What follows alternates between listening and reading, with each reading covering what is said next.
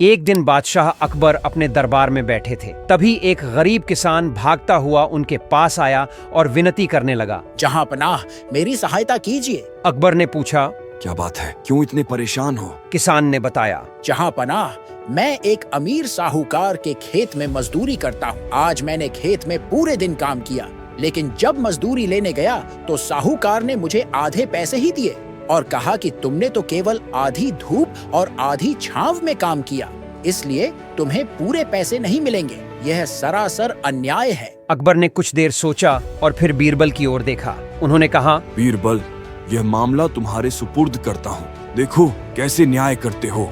बीरबल मुस्कुराए और बोले, जहां पनाह, ये बड़ा दिलचस्प मामला है, इसका समाधान मैं कल दूंगा। अगले दिन बीरबल ने किसान और साहूकार को दरबार में बुलवाया। जब दोनों हाजिर हुए तो बीरबल ने साहूकार से पूछा, तुमने इसको आधे पैसे क्यों दिए? साहूकार ने कहा, मेरा किसान से सौदा तय हुआ था कि वह दिन भर धूप में रहकर काम करेगा तो उसे पैसे दूंगा, इसलिए छांव में काम करने के पैसे मैंने काट लिए। बीरबल समझ गए कि साहूकार ने किसान को बातों में उलझा दिया था। अब उन्होंने किसान को न्याय दिलाने के लिए एक अनोखा उपाय निकाला। उन्होंने अपने सेवकों से कहा कि साहूकार को एक कमरे में ले जाकर वहां उसे खाने के लिए कुछ दिया जाए, लेकिन उसे आधा हिस्सा सिर्फ खाने की सुगंध दी जाए और आधा हिस्सा असली भोजन दिया जाए। सेवक साहूकार को भोजन के लिए ले गए। जब साहूकार ने खाना शुरू किया तो उसने शिकायत की, यह क्या मजाक है? मुझे आधे हिस्से की केवल सुगंध दी जा रही है, असली खाना तो मुझे आधा ही मिल रहा है। बीरबल ने मुस्कुराकर उत्तर दिया, जिस तरह किसान को आधी धूप और आधी छांव का बहाना बनाकर आधी मजदूरी दी गई,